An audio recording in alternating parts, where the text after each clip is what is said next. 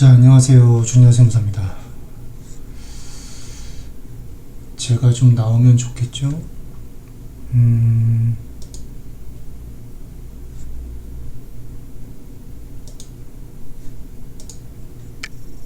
네, 나옵니다. 됐습니다.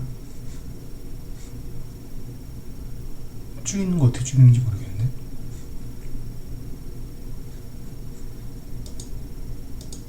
오케이. 자, 오늘 62회 세무사 1차 시험이 있었는데 제가 학생한테 문제를 받아보고 이제 해설지 작성을 했어요. 문제를 풀었다는 얘기죠. 가히 충격적입니다. 극강의 난이도고 아마도 응시자 수가 많이 늘어난 데 따른 결과인 것 같아요. 지엽적인 부분을 많이 냈고 어렵게 냈어요. 말 문제도 지엽적인 곳에서 많이 냈고, 이번 시험은 세법에서 꽈락만 넘기면 충분히 합격할 수 있을 것 같다. 다른 과목을 안 봐서는 모르겠지만 세법이 이 정도로 어려웠다는 얘기는 세법이 이번에 폭탄일 가능성이 높다는 얘기거든요. 실제로 다른 과목의 난이도가 어떤지 모르겠지만 이번 세법에서 좀 고비만 넘겼으면 어느 정도 합격선에는 올라가겠다. 자, 그래서 일단은 같이 문제를 좀 볼 건데요. 이제 저한테 이제 우리 세법 개론부터 같이 공부를 하던 한 학생이 자기 시험지를 기꺼이 보여줬고, 그래서 그걸 가지고 이제 강평을 할 거예요. 이걸 타이핑을 치려고 했는데 너무 오래 걸려서 아무튼 보겠습니다. 우리 이 친구는 이제 지금 답이 발표가 답이 또 갖고 이제 가채점을 해봤는데 다행히 52.5점을 맞아갖고 합격했다고 합니다. 1차에 큰 변동이 있지 않은 한 이제 그 친구는 이제 합격한 거죠. 뭐 40점대 초반이었으면은 이제 이의제기나 이제 정답 변경 이런 걸로 인해서 혹은 뭐 위태로울 수도 있지만, 근데 뭐 이의제기 들어가서 답이 바뀌면은 뭐 모두 정답이거나 뭐 이렇게 갈 테니까, 중복 정답이거나 이렇게 갈 테니까 뭐 점수가 떨어지는 일은 없겠죠. 자, 국세기본법하고 국징법은 제가 따로 풀지 않고요. 늘 그랬듯이 소득세법부터 봅니다. 51번. 자, 이거는 그냥 평이한 금융소득 종합과세 문제였어요. 종합소득 금액이 합산할 금액이 얼마인가? 여기 있죠? 네. 우리가 알고 있는 그런 문제예요. 여기서 뭐 좀 헷갈렸을 만한 건 이제 이거죠. 뭐냐면 여기 이거 여기 두꺼운 게 좀 그런가? 다 지우고 펜으로 할까요? 두께를 조금 늘려서 일단은 요거 헷갈려질 수 있고 요거 제가 개론 시간에도 강조하던 거, 파생결합 사체라 그래서 절대로 사체? 이장갑바 이렇게 판단하면 안 된다 그랬어요. 얘는 배당이고 그로서 되지 않죠. 그 다음에 여기 소비대차로 전환된 게 있는데 얘는 소비대차로 전환된 거니까 채권채무관계로 바뀐 거예요. 외상매출금 연장이자는 사업소득과 관련된 거니까 사업소득인데 소비대차로 전환된 게 있다고 했으니까 얘는 이자로 가야 돼요. 여기 300만원 이자. 그리고 요거 파생결합 사채 얘는 배당이고 그로서 안 되는 거 여기 있죠. 여기. 그 다음 얘가 주식발행 초과금 자본전입 무상주 의제배당인데 균등배정부는 요게 이제 입금 불산입 항목이니까 의제배당으로 보지 않아요. 하지만 여기 자기주식분에 대한 건 의제배당으로 보죠. 하지만 재원이 입금 불산입 항목이기 때문에 그로서업은 하지 않는다. 이중과세는 조정을 하지 않는다. 자기주식 처분이익 무상주는 뭐 쉽죠. 그로서업 대상 배당이고, 요게 이제 인정배당이죠. 인정배당도 그로서업 제외로 열거되어 있지 않기 때문에 근로수급 대상에 넣어서 계산하시면 돼요. 이건 뭐 그렇게 어렵지 않았고. 다음 52번이요. 52번을 가보죠.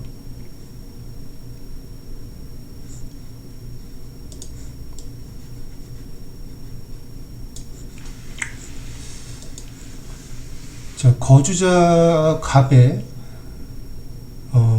기타 소득 금액, 종합 소득 금액이 합산이 될 기타 소득 금액하고 그에 대한 이제 원천 징수세액으로 기납부세액으로 차감할 금액이 얼마냐, 원천 징수세액을 물어봤어요. 이부터 틀을 잡아서 무조건 종합과세, 선택적 분리과세 해보시고, 다음 제가 개론 시간에 말씀드렸던 건 뭐냐면 이 선택적 분리과세를 세 가지로 구분하셔야 된다. 계약금이 위약금으로 대체가 된 거, 그리고 소기업 소상공인 공제부금, 그리고 그것 이외의 것들로 구분하셔서 선택적 분리과세를 판단하셔야 된다고 말씀을 드렸어요. 왜 그러냐면 원천징수 문제가 다르기 때문에 그렇죠. 얘는 원천징수 대상이 아니에요. 원천징수를 할 수가 없죠. 계약금은 옛날에 준 거니까. 소기업 소상공인 공제부금 환급금은 원천징수세율이 15%고 얘네들은 20%죠. 원천징수세율이 다르기 때문에, 원천징수 문제가 다르기 때문에 선택적 분리과세 대상이들은 세 가지로 나눠서 구분해서 보시라고 그랬어요. 이걸 구분을 하지 않으면 아무 생각 없이 20% 곱하고 끝낸다고요. 그래서 이렇게 보시면 돼요. 자, 여기서 요거 하나 포인트가 있었죠.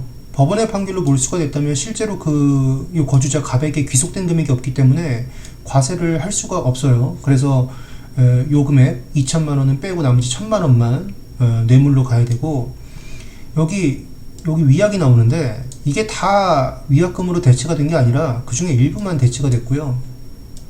그럼 나머지는 여기 위약금 여기로 가야 되는 거예요.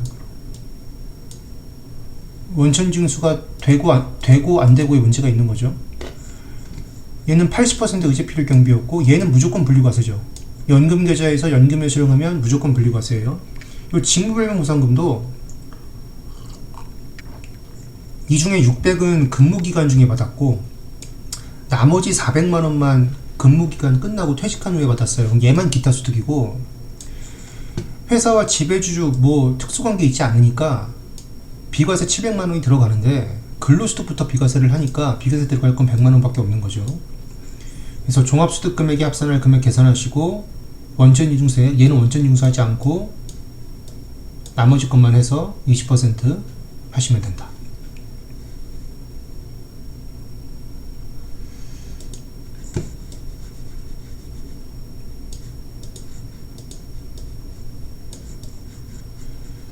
했고요.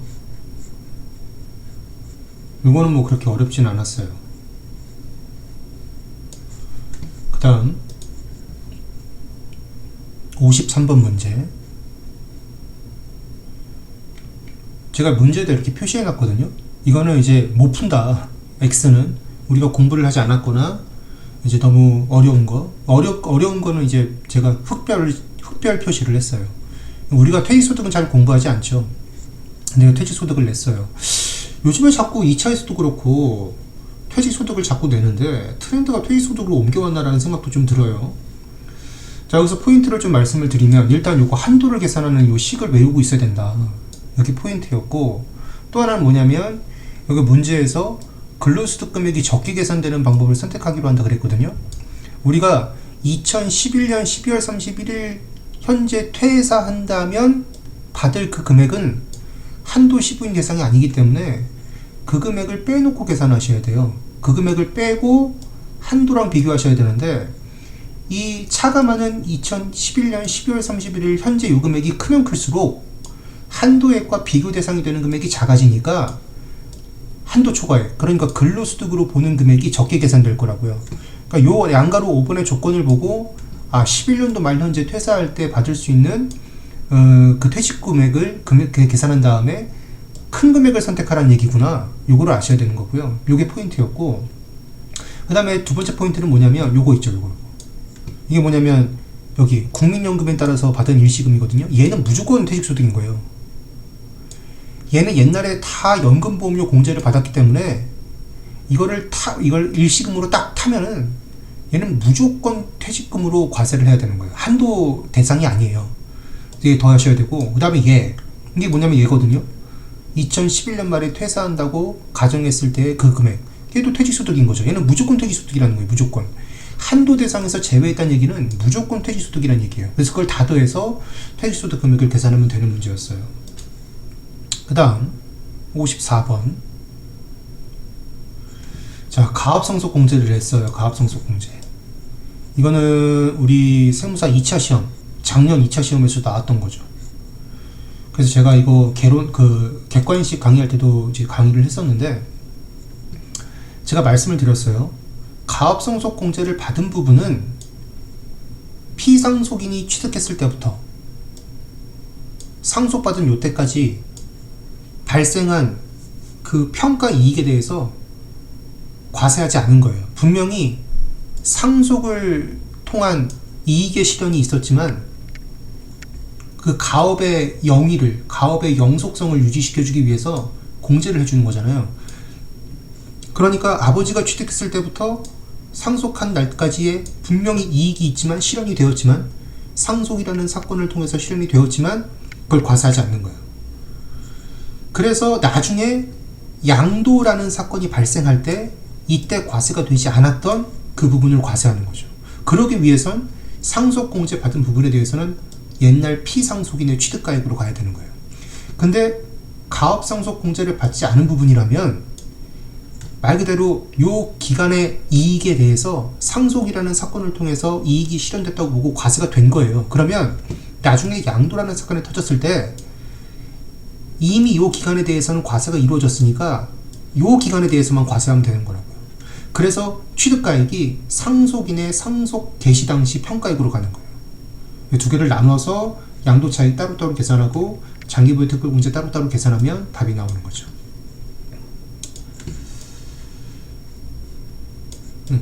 논리만 알면 어렵진 않은 문제였어요. 이제 55번이요.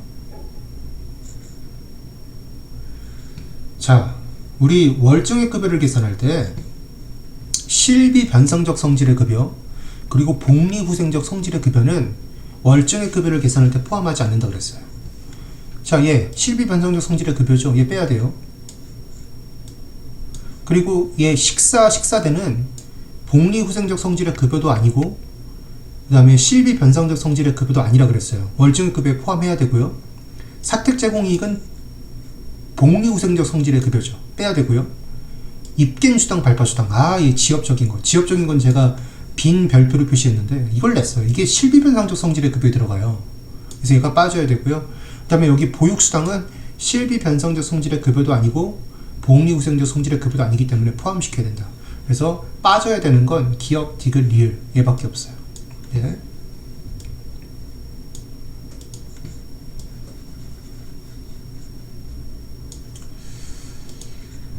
(56번)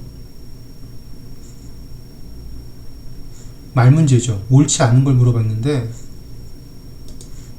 여기 연대납세 의무를 때 소득세를 한도로 지는 게 아니라 그 소득금액을 한도로 지는 거죠. 소득금액을 한도로. 간단하게 푸실 수 있었을 거고.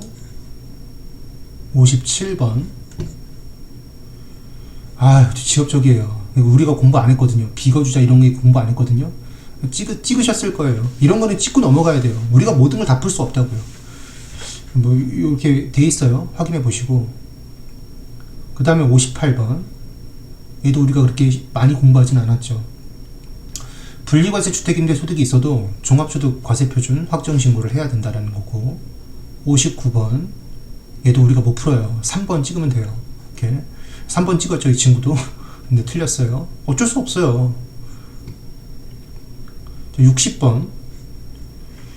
이것도 원래대로라면, 그러니까 일반적인 경우에는 요 미등기의 경우 세율이 70%이기 때문에 이때 양도세가 가장 많이 나올 거예요. 그런데 여기 3주택이면 요렇게 가요. 이렇게 기본 세율에 30%를 더한 것과 40% 둘 중 큰 걸로 가거든요.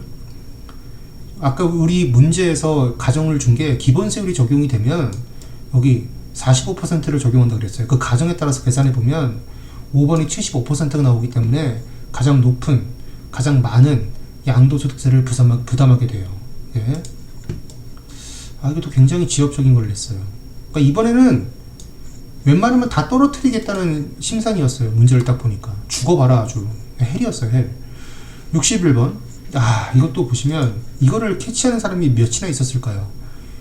독점 규제 및 공정거래에 관한 법률에 따른 이 공시대상 기업 집단에 속하면 중간연납세액을 무조건 해당 가결산 기준, 해당 중간연납기관의 가결산 기준으로만 계산하셔야 돼요. 우리가 중간연납세액을 계산하는 방식이 두 가지잖아요. 하나는 전기의 납부세액을 가지고 그냥 거기에 반절해보는 거하고, 그 다음에 단기의 중간연납기관을 가지고 계산하는 방법 두 가지가 있는 거잖아요. 그래서 유리한 걸 선택하는 건데, 여기에 해당이 되면 그러면 무조건 해당 중간연납기관의 가결산 기준으로 계산을 하셔야 돼요. 예? 문제가 어려웠어요. 이번에 진짜로. 꽈락률이 대단할 것 같아요. 꽈락률이 못해도 70%, 60% 이렇게 나오지 않을까 싶어요. 저는 진짜로. 다음 62번 문제. 이건 좀 비교적 쉬운 문제였죠. 자, 이걸 헷갈려서 또 틀린 분이 있을 수도 있을 것 같은데, 여기 상품에 대해서 24기 10월 11일 날 변경 신고를 했거든요. 근데 이 회사 사업연도 종료일이 12월 31일이니까 이 변경 신고가 효력이 있으려면 24년도 24기 9월 30일까지 신고를 했어요. 근데 그거 지나서 했으니까 이 변경 신고는 효력이 없고, 이 신고는 언제 효력이 생기냐면 25기에 효력이 생겨요. 그러면 이 상품의 평가 방법이 25기에 와서 후입선출법으로 바뀐다는 얘기거든요. 근데 지금 25기 와보니까 장부상평가액의 상품이 지금 후입선출법으로 돼 있어요. 그래서 세무조정이 없어요. 그래서 요거를 이제 놓친 사람이라면 틀렸을 거고, 얘 틀렸네. 그걸 놓치지 않았으면 맞았겠죠.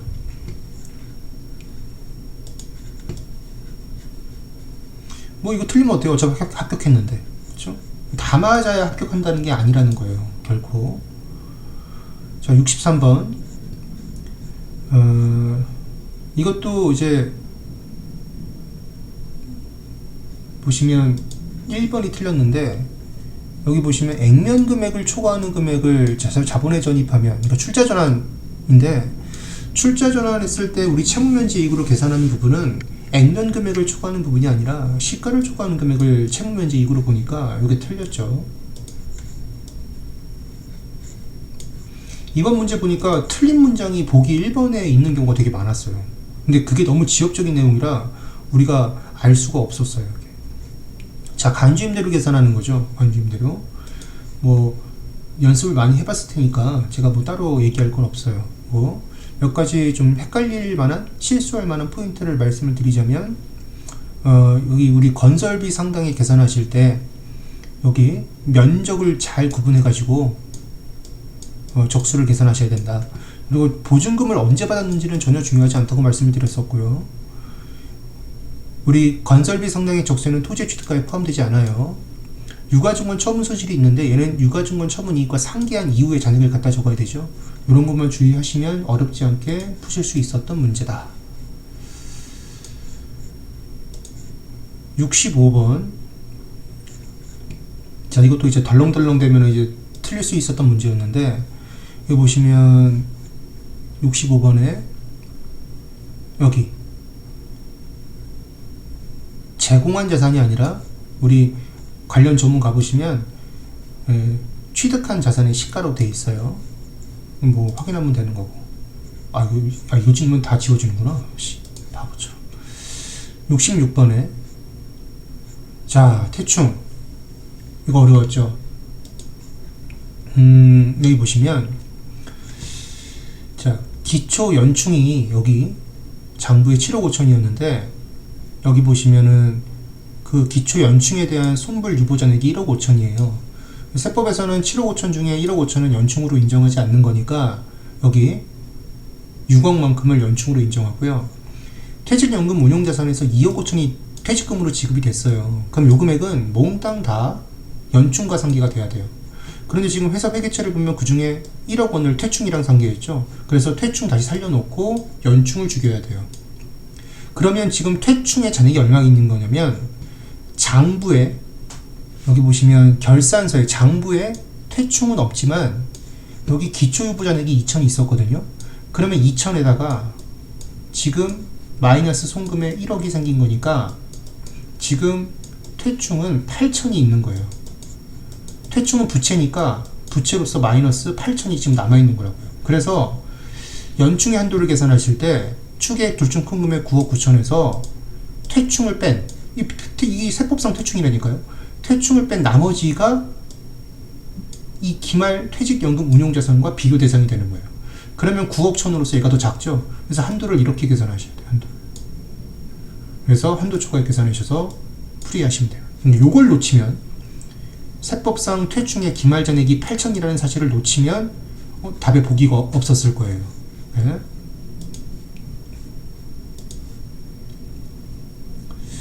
67번에 이것도 되게 좀 치사하긴 했는데 일단은 첫 번째요. 이 문제를 잘 보시면 손비로 볼 수 있는 항목이라고 되어 있어요. 첫 번째는 자 만약에 취득한 자산의 장부가액이 취득한 자산의 가액이 시가에 미달한다면 실제 취득가액과 장부에 계산한 가액과의 차이에 대해서 감가상각비를 계산한 다음에 무조건 송금에 산입한다는 게 있는데 이게 맞을 수도 있고 틀릴 수도 있는 말이에요. 왜냐면 만약에 취득가액이 자산의 가액 우리가 장부에 계산한 금액은 자산 시가에 무조건 미달하는데 만약에 그 장부에 있는 금액 여기 있고 시가가 이렇게 미달하는 거잖아요. 만약에 취득가액이 여기 있으면 시가보다 작으면 그러면 이 말이 맞아요. 그러면 요 두 금액의 차익에 대해서 우리가 감가상각비를 계산하는 거예요. 근데 취득가액이 만약에 시가보다 크면 그때는 시가를 초과하는 액은 부당하게 많이 준 거니까 특수관계인과의 거래니까 고가 매입이라서 이쪽이 인정하지 않고 그때는 시가와 장부가액 둘 중 작은 둘이 시가와 장부가액 요 차익에 대해서만 감가상각비를 계산해야 되거든요. 그러니까 이 문장은 취득가액이 시가보다 작은 경우에는 맞는 말이지만 취득가액이 시가보다 큰 경우에는 틀린 말이에요. 하지만 문제에서 손비로 볼 수 있는 항목 그랬기 때문에 얘는 손비로 볼 수 있는 상황도 있는 거니까 맞는 문장이라고 보셔야 돼요. 국어 문제를 냈죠. 대손세액공제를 받았다면 이중공제가 돼요. 또 송금으로 인정하면 그러면 안 되죠. 이것도 여기 보시면 경상경비 외라 그랬어요. 우리가 경상경비에 충당할 것만 송금이거든요. 탐광을 위한 개발비도 송금이고요. 자 여기 이거 보세요. 유족에게 학자금 주는 거 지속적이라는 표현을 썼죠. 일시적으로 줄 때만 송금이에요. 그 다음에 이것도 되게 지역적인 거예요. 증가분 있죠. 증가분은 제외예요. 이따위로 냈어요. 떨어지라는 거지 이번 시험은. 붙으면 죽여버리겠다는 거예요 이번 시험은. 68번. 자 이것도 이제 덤벙대면은 틀리는 거. 여기 우리가 그렇게 계산 문제를 풀면서도 많이 했던 거.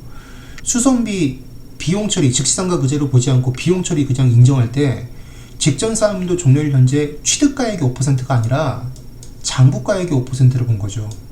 예? 그래서 틀린 거고. 69번. 얘가 좀 어려웠어요. 우리가 직접 계산을, 우리가 4기의 이 진행률을 계산할 줄 알았어야 되는 건데, 여기 보시면, 그 총공사 예정원가, 갑공사의 총공사 예정원가가 여기 어딨냐면, 뭐라 그랬냐면, 24기 공사를 개시하면서 추정한 총공사 예정원가는 변함이 없다 그랬거든요. 그러면 이 금액이 2024년도에도 예상한 금액이에요.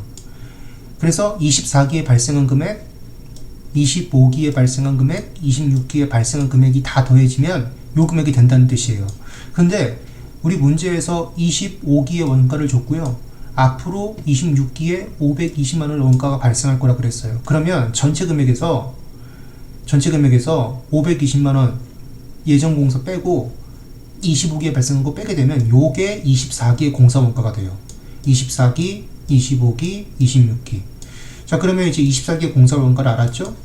총 공사 예정 원가는 변함이 없죠? 그래서 두 개를 나누면 24기의 진행률이 계산이 돼요. 그래서 24기의 공사, 누적 공사 수익을 우리가 계산할 수 있고, 요걸 알아야 25기 단기 걸 계산할 수 있는 거죠. 단기 것도 진행률을 계산해 보시면 전체 5200에서 26기 예상임금을 빼면 24기부터 25기까지 누적공사 수익이 나오고 얘를 전체 총 원가로 나누면 90%. 이 두 금액 차이로 세무기준액을 계산하고 갑공사에 대해서 회사가 공사 수익을 4,100을 계산했기 때문에 이 두 금액의 차이 25만원이 입금산입액.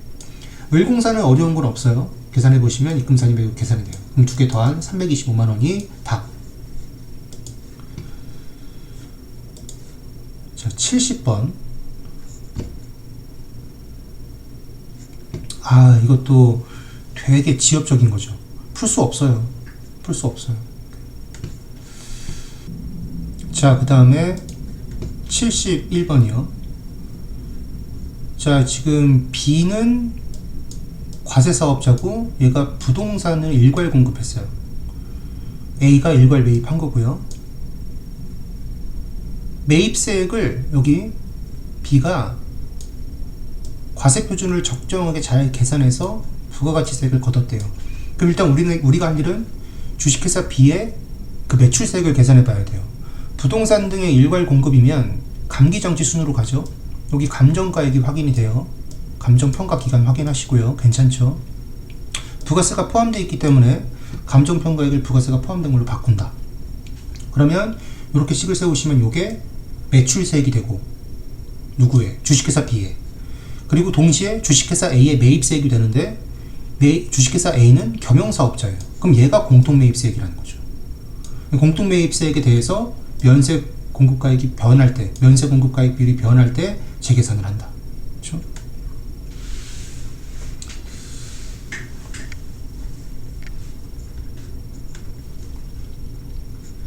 그래서 금액 계산하시면 나올 거예요.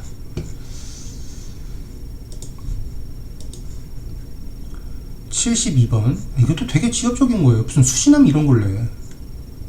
근데 이걸 몰라도 여기 우리 이걸 알아요. 예.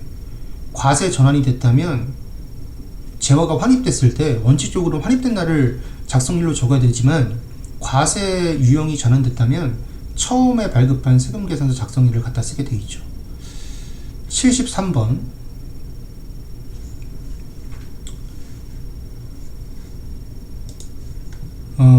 차가금 납부세액을 물어보는 문제였어요.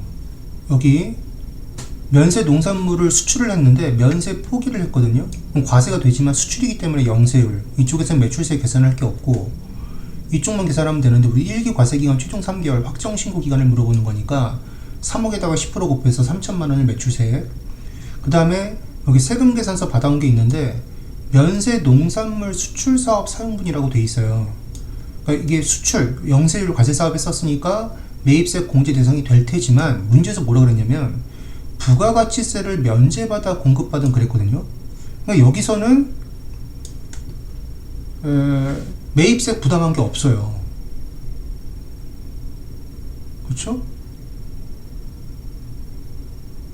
근데 여기 과세제와의 국내 판매 사업 사용분은 그 면세 농산물을 원재료로 해서 제조 가공하기 때문에 뭔가 우린 여기 문제에 안 나와 있어서 뭔지 모르겠지만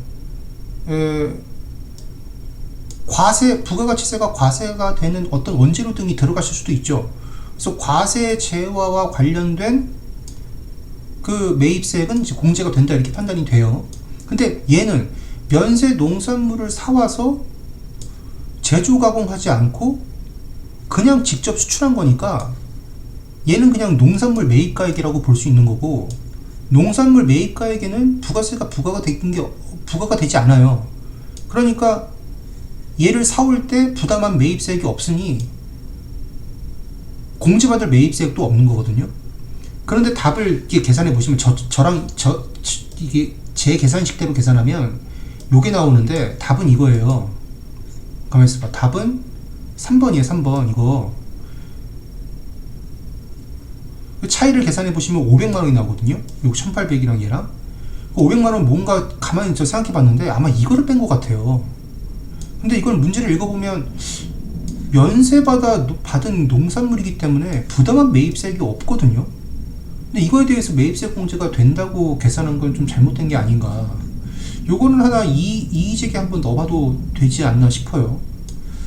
저는 답이 5번이라고 생각하는데 어찌됐든 뭐 답은 3번이라고 돼 있고, 의제 매입세액도 뭐 우리가 여러 번 계산해 봤으니까 뭐 제가 따로 설명드리지는 않을게요. 이런 좀 논란이 좀 있을 수가 있겠다, 저는 그런 생각이 좀 들고. 74번을 와보시면 얘 이걸 냈어요. 깜짝 놀랐어요 이거. 야, 자, 외화로 지급하는데 하나는 보유 중인 외화로 지급하고 다른 건 원화로 매입해서 지급한다는 얘기가 나오죠. 되게 지엽적인 내용이에요. 저 이거 강의 안 했어요. 뭘 이런 걸 공부를 해요. 근데 이걸 냈는데, 와, 보유 중인 외화로 지급하면 지급일 현재 기준 환율을 갖다 써요. 자, $10,000 얘는 매입했죠. 그러면 외국환 매도율을 갖다 써요. 이걸 냈어요. 와, 이거는 못 풀죠. 못 풀 거예요. 못 풀었을 거예요. 근데 얘 맞췄네. 어떻게 했지? 도대체 어디까지 공부를 한 거야? 공부를 적게 하라니까. 이것도 되게 지엽적인 걸 냈죠. 76번. 요거를 놓치면 안 되는 거였는데, 우리 세금 계산서를 발급해야 되는 사업자로부터 매입했는데 그 세금 계산서를 받아오지 않으면 가산세가 부과가 돼요. 요거를 놓치었으면은 아마 요거를 답을 했을 거예요. 그렇죠? 얘도 그랬죠? 요게 포인트였어요. 76번 문제는. 자, 공급 시기. 요것도 이제 눈에 잘 안 보였을 것 같은데 여기 있죠. 이거 우리가 중간 지급 조건부 또는 완성도 기준 지급 조건부로 공급을 하게 되면 원래 공급 시기는 대가의 각부를 받기로 한 되지만 중간에 인도가 되거나 이용 가능하게 되면 그 이후에 받기로 한 대가는 요 날짜로 귀속이 되는 거예요. 중간 지급 조건부도 마찬가지고 용역의 경우도 마찬가지고. 여기 보세요. 4번. 장기 할부 조건부로 이렇게 될 때 이렇게 된다 이렇게 돼 있죠. 장기 할부 조건부가 아니라 중간 지급 조건부가 그래요. 자, 가산세는 뭐 단순 암기니까 보시고, 국적법은 우리가 공부하는 게 아니니까 이렇게 보시고. 대충 훑어봤는데 되게 문제가 어려웠고 지엽적이었고 우리가 손댈 수 있는 문제도 되게 실수를 많이 유발하는 그런 문제들만 이게 가득 냈어요. 이번 난이도는 진짜 극상이다, 헬이다, 감히 이렇게 말하고요. 아마도 조금이라도 헷갈리는 문제들을 다 미뤄놓고 내가 그래도 이거는 풀 수 있겠다 라고 자신하는 문제를 골라서 차분하게 잘 풀어서 꽈락을 넘긴 분들이 이번 시험에 합격을 할 거예요. 차분히 문제수를 줄여서 이거 너무 지엽적이야, 내가 공부를 안 했던 내용이야, 난 못 풀어, 과감히 찍어버리고 내가 할 수 있는 것만 딱딱딱 골라서 차분하게 풀었다면 그랬다면 푼 거 확실히 맞추고 찍은 게 좀 맞아 들어가서 꽈락을 넘겨서 합격을 하실 거예요. 제가 개론 객관식 늘 얘기하지만 시험 문제가 어렵게 나와서 나를 압도하면 풀어내는 문제의 수를 줄이셔야 돼요. 그래서 내가 그나마 자신이 있어 하는 주제를 완벽하게 풀어내셔야 돼요. 천천히. 이번 시험은 너무 어려웠어요. 문제가 나를 압도한다고 해서 덤벙덤벙 큰일 났네, 빨리 풀어야겠다, 빨리 많은 걸 풀어서 최소한의 점수를 확보해야 되겠다 라고 생각하신 분들은 아마 다 꽈락 났을 거예요. 되게 어려웠어요. 되게 어려웠어. 앞으로 이제 그러면 세법을 계속 이렇게 어렵게 준비해야 될 것인가? 글쎄요, 저는 그렇게 생각하진 않아요. 왜냐면 너무 많은 커버리지를 공부한다 해서 우리가 그걸 다 가져갈 수가 없거든요. 앞으로 추이를 봐야겠지만 저는 그냥 올해 그냥 핵폭탄급으로 그냥 운이 안 좋았던 해다 저는 이렇게 보고, 내년부터 다음 해에도 이렇게 어렵게 내는 건 좀 힘들지 않을까, 내년에도 이렇게 내는 건 좀 어렵지 않을까 라는 생각이 들어요. 자, 같이 문제를 훑어봤고요. 강평 아닌 강평은 이 정도로 하고, 오늘 저녁에 제가 21시에 라이브 예고했죠. 들어오셔서 한번 얘기를 좀 나눠봅시다. 좀 이따가 뵐게요.